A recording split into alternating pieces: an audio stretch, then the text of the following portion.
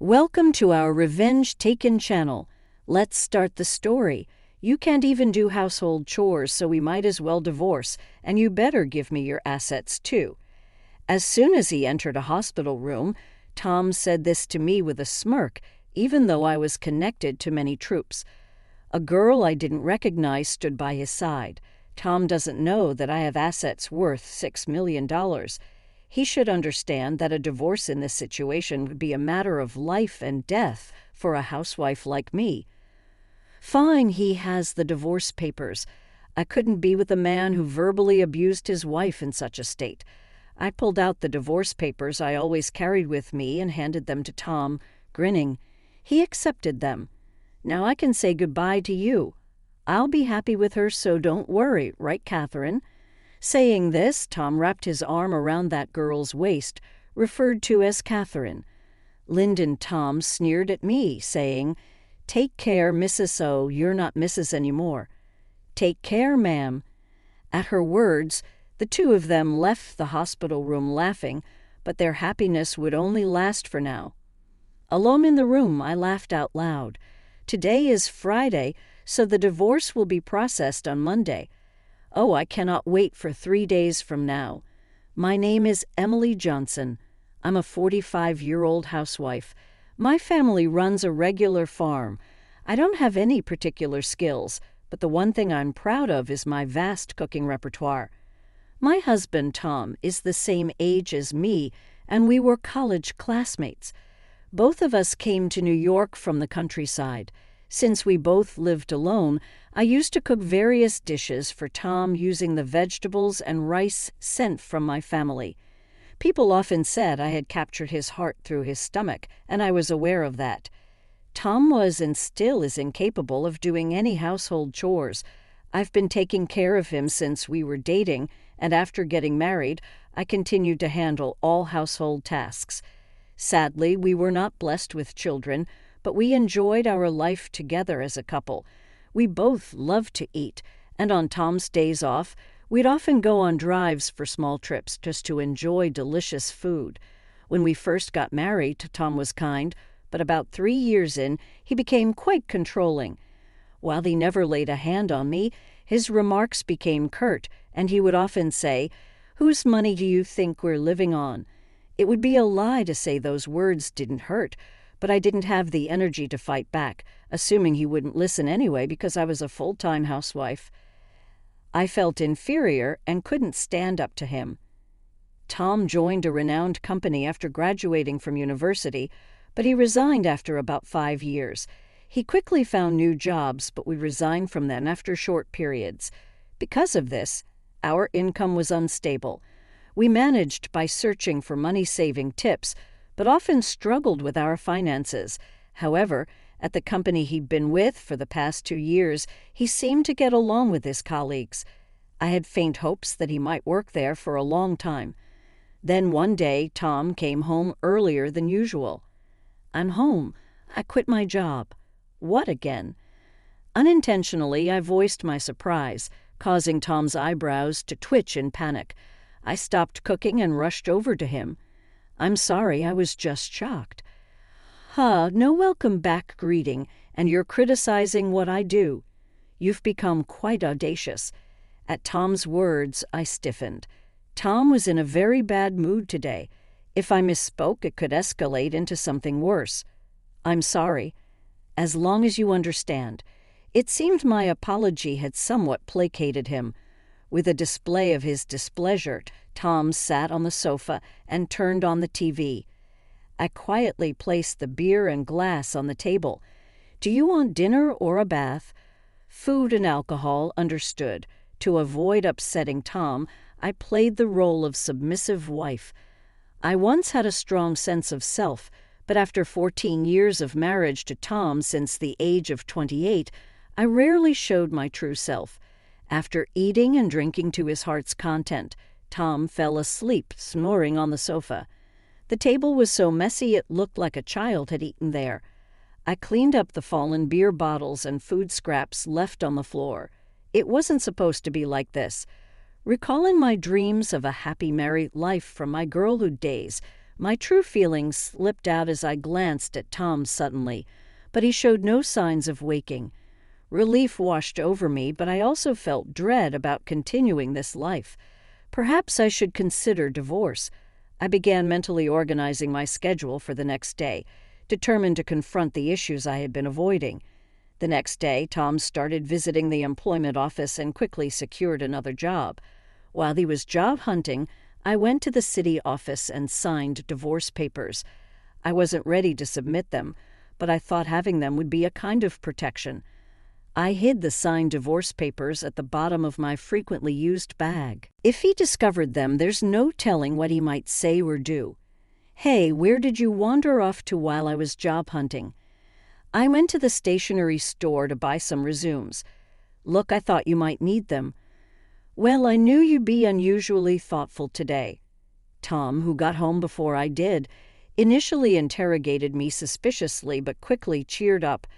I handed him the resumes I had previously bought. After receiving them, Tom said he was going out for drinks with a friend and left. Tom's new job was at a reputable company with a solid salary and better benefits than anywhere he worked before. When he got promoted after working there for about 3 years, he happily had a drink at night. I secretly hoped that maybe this time he would work there until retirement. Tom's department seemed to be in sales, and he started to leave home more frequently for evening entertainment. I enjoyed my brief moments of freedom and gathered energy to greet Tom with a smile when he returned. One day I received a call from my mother after a long time. Hearing her excited story, I was taken aback. $6 million. Yes, $6 million. You know the mountains and lands we owned? We don't need them anymore. We had them appraised, and they are worth $8 million. We only need $1 million to enjoy the rest of our lives, so I think you might want to rethink your life too. My mother was never fond of Tom. She was worried about me, especially after Tom became more and more controlling, preventing me from even visiting my childhood home. I was stunned by the amount she mentioned. Furthermore, I was shocked to learn that when my mother inherited the property from my grandmother, she changed the title to my name so there were no inheritance taxes. It's better not to tell Tom. But final decision is yours," she said, hanging up the phone. I felt conflicted between the urge to immediately inform Tom and the desire to live freely with that money. About a week later, I was involved in a traffic accident. Thankfully, my life wasn't in danger, but I'd need to be hospitalized for about a week. After storing my valuables in the hospital's room drawer, I immediately contacted Tom. "I'm sorry I got injured. What about my meals?" I almost cited Tom's reaction, prioritizing his meals over my injury, but I continued to explain. "It seems I'll need to be hospitalized for a week. I'm really sorry, but could you buy your meals elsewhere until then? Not even preparing meals for your husband? What a lazy wife. Oh, wait, there, I'm coming over now." Tom said this and unilaterally ended the call. I was planning to tell him about the inheritance tonight, but now I thought it might be best not to mention it.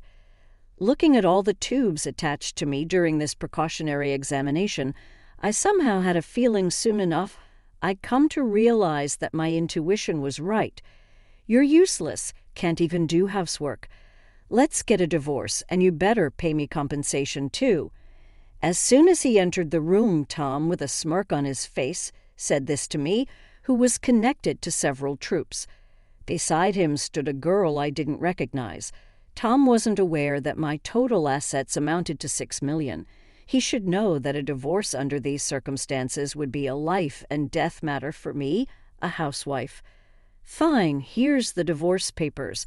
A man who would hurl abuse at his wife in this condition is someone I'd rather not have. I handed him the divorce papers. I had kept them as a sort of charm. Tom took them with a smug smile on his face. "With this, I can finally say goodbye to you. I'm going to be happy with her, right, Catherine?" Saying this, Tom wrapped his arm around the girl named Catherine, who leaned against Tom and scoffed at me. "Take care, madam." "Oh, you're not a madam anymore, so take care, old lady." With those words, The two of them left the room laughing, but the joy would be short-lived. Left alone in my room, I burst out laughing. Today is Friday, so the divorce papers would only be processed on Monday. Oh, I cannot wait for 3 days from now. Just as I had expected, the weekend went by without any contact from Tom, and it was quite peaceful. I was restless, not used to doing nothing since getting married. Every time I became restless, the nurses would tell me to stay calm. Then, on Monday evening, I received a barrage of calls from Tom. I initially ignored them, but after about 30 minutes of incessant ringing, I decided to answer. Could you not be so persistent? Hey, what's the meaning of this? As soon as I picked up, Tom shouted at me. I couldn't help but laugh. Tom seemed infuriated by my laughter and was screaming incoherently. What are you talking about? Don't play dumb. The divorce papers aren't being accepted, are they? Thomas, fuming on the other side of the phone, huffing and puffing, I continued to chuckle and responded to his complaint. Oh, I had previously filed a non-acceptance notification. Remember how you used to say, "Let's get divorced," every time we had a fight. I thought it wouldn't be good if you filed for divorce on a whim during one of our arguments. Oh, but I don't mean that now. Withdraw it immediately. Tom hesitated for a moment, but then quickly gave another order. But now that things had come to this, I was no longer just going to listen to everything Tom said. I can't do that until I'm discharged. We need to go through procedures at the municipal office. Then discharge now. Don't be unreasonable. His utterly selfish demands made me laugh even more. He probably wanted to register his marriage with Catherine, whom he brought on Friday.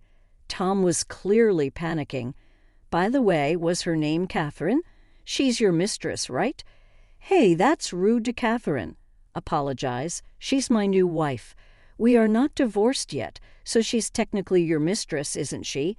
Responding calmly to Tom's nonsensical remarks, Tom made a weird groaning sound. I decided to hit him where it hurt the most. By the way, you'll hear from my lawyer about the division of property. That's right, property, including the trouble this time. You better share properly.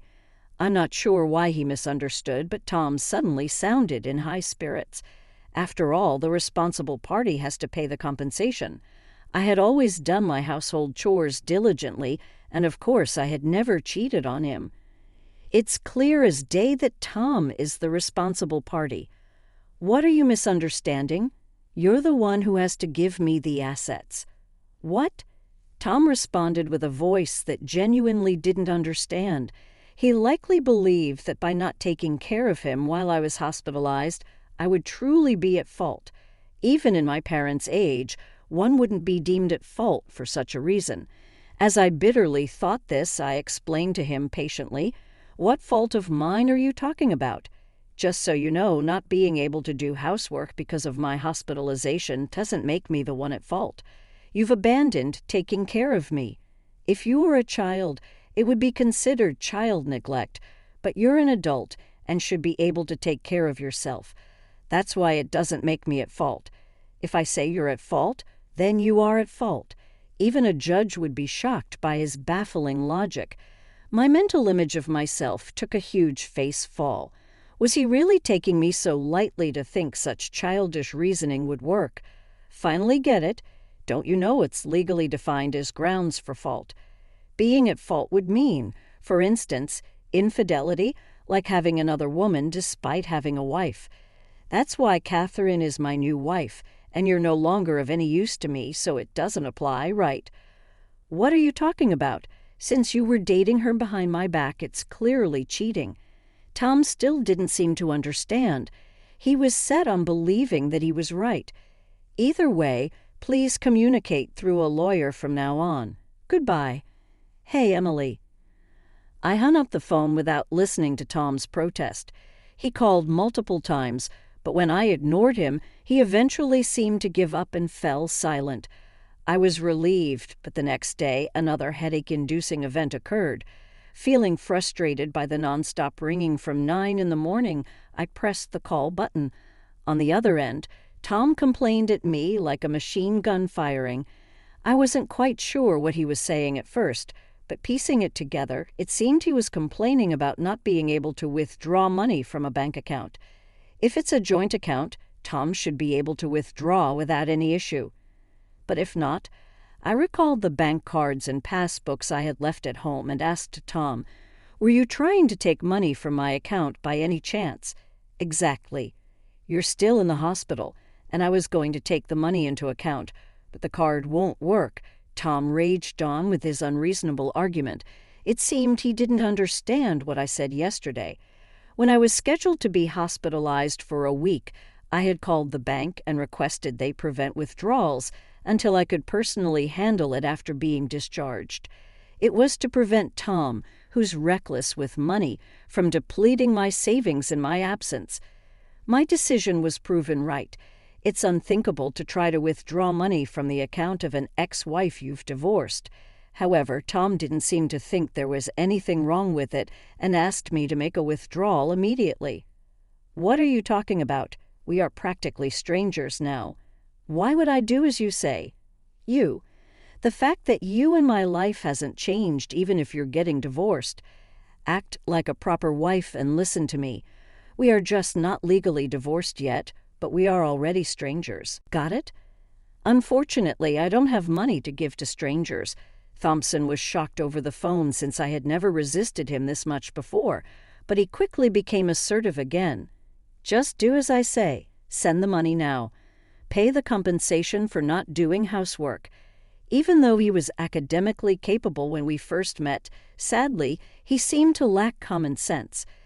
17 years into our marriage, it was confirmed that I had made a poor choice in a partner. Tom seemed frustrated that I wasn't giving in.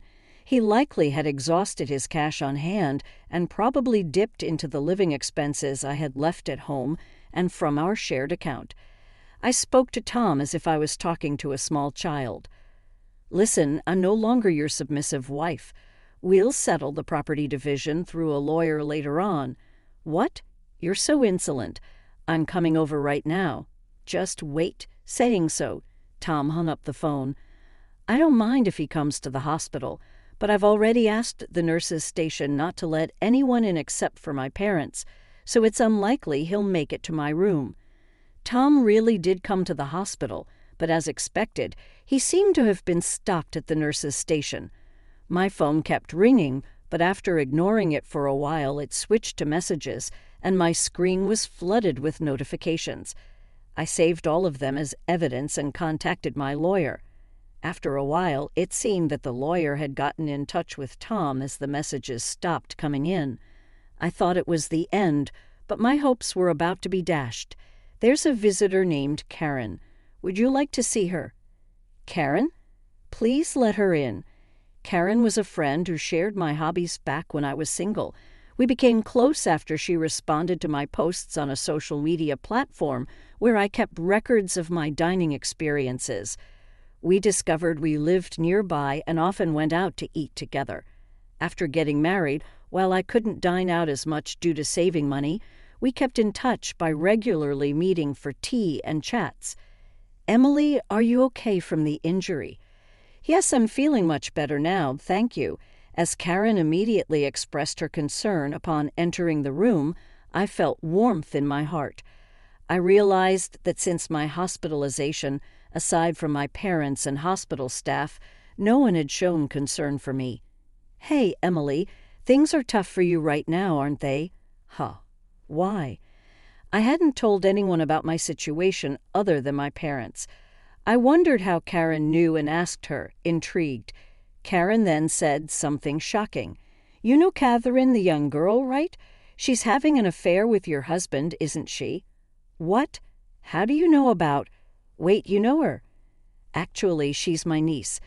I was so surprised by Karen's hesitant answer that I couldn't close my mouth. Who would have thought that Karen was Catherine's aunt? The room went silent. It was the first time there was silence when Karen was around, and it made me feel uneasy. You see, Catherine suddenly told her mother, my sister, that she's getting married, and what's more shocking is that her partner is 45 years old.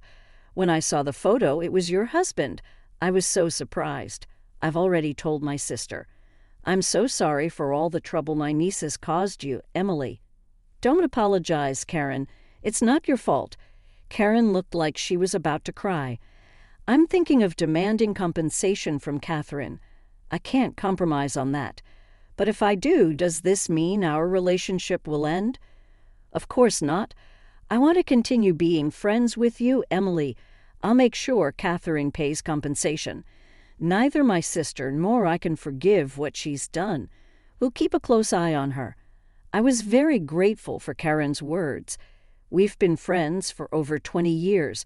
I didn't want to lose a precious friend because of my terrible husband and his mistress.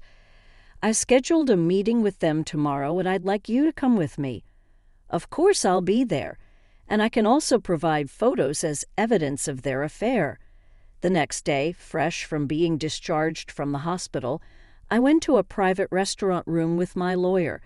Tom and Catherine had already arrived and were indulging in an expensive traditional meal. I was speechless at the audacity. You finally made it. Did you bring the money? Remember, you are paying for this meal. Tom said this to me without even stopping his meal. Catherine beside him continued to eat with a smug on her face. I decided to fight back. Please handle the payment yourselves. Moreover, I came here to demand for sharing the assets from the two of you. How long are you going to sulk? You're really unattractive. Ignoring Tom's rude remarks, my lawyer and I took off seats and showed evidence providing Thomas at fault. We first presented legal documents regarding the reasons for liability, followed by documents on property division. Lastly, we showed the photos given by Karen, which showed Catherine and Tom, as well as Catherine with an unknown man entering a hotel. Wait, why? Hey, Catherine, what is this? Tom and Catherine were visibly shaken by the photos, and they finally stopped eating. Just then, Karen made her timely entrance. I took those photos. What? Karen? Catherine seemed confused as to why her aunt was present. Karen, with cold eyes, looked down on Catherine and Tom and calmly spoke about being friends with me for 20 years and how their actions were utterly despicable. Also, Catherine, you mentioned that the baby you're carrying is his, but given your actions, who knows who the father is? Wait, no, I was hearing about her pregnancy for the first time, and judging by her appearance today, one couldn't guess she was pregnant. However, judging by Tom's reaction, it seems she did claim to be pregnant. So, you're pregnant. In that case, after a DNA test, I'll demand an additional penalty. No, I'm sorry. I lied about the pregnancy. Please forgive me. Catherine suddenly admitted this and bowed deeply. She had been searching for wealthy old men, and Tom was the wallet she called. He bought her designer goods, and she was promised a life where she wouldn't have to work and could do as she pleased after her marriage. She believed she could be a housewife and occasionally have flings with men of her choice. She had once lied about being pregnant because he showed no signs of wanting to divorce. Tom froze with his mouth agape when he heard this. I'm truly sorry, but I can't give you anything. I don't have the money. I'll pay Emily in advance. You're going to work part-time diligently every month and repay me. You won't have any time for leisure until you've paid me back in full. Oh no. Catherine was visibly disheartened. Karen mentioned she'd bring Catherine again later for another apology and took her out of the restaurant. Tom was in shock the entire time but seemed to snap back to reality and approached me in a flattering tone. Look, it seems I was deceived. I can live without Emily, right? We still have the divorce papers here. Can we start over? You've always been a housewife, so you can't possibly work now, can you? I listened to Tom's plea with a cold gaze, none of which moved me. However, I waited for him to finish before answering with a smile. I can live just fine without you. I'll be taking the divorce papers and filing them shortly. Also, I never mentioned this, but my personal net worth is currently around $6 million, so I can live comfortably without working for the rest of my life. Rest assured, $6 million. Why did you keep such a fortune a secret? I was about to tell you when you started making a fuss about divorce. I'll definitely get some of your assets, and this money is my personal inheritance, so it doesn't count towards marital assets. It has nothing to do with you, right? Tom looked at me with a face of utter despair. My lawyer quickly produced some documents and a pen for Tom to sign. The lawyer and I then left and immediately filed for divorce, ending our almost 20-year marriage. Later, Catherine transferred some of her money to my account. According to Karen, upon learning of this incident, Catherine's mother was furious. She made Catherine take a leave from university and work nonstop at her relatives' inn until she prepared the compensation. Tom, on the other hand, was disowned by his in-laws after they learned about the divorce. He was told he didn't receive any assistance, so he reluctantly took out a loan and paid me in one lump sum. Furthermore, it was revealed that he had been with Catherine at a hotel during work hours. He was fired from his job and is now juggling multiple construction jobs to repay his debts. As for me, even after receiving such a large sum, I didn't know what to spend it on, so I donated to charity. I then moved to the countryside with the remaining money and am now enjoying a luxurious single life. I've continued my relationship with Karen. On our days off, we go on food tours and short trips. We both plan to stay single, so I suggested maybe we should share a room. Initially hesitant, Karen agreed when I mentioned we could share deliveries and she could join my meals.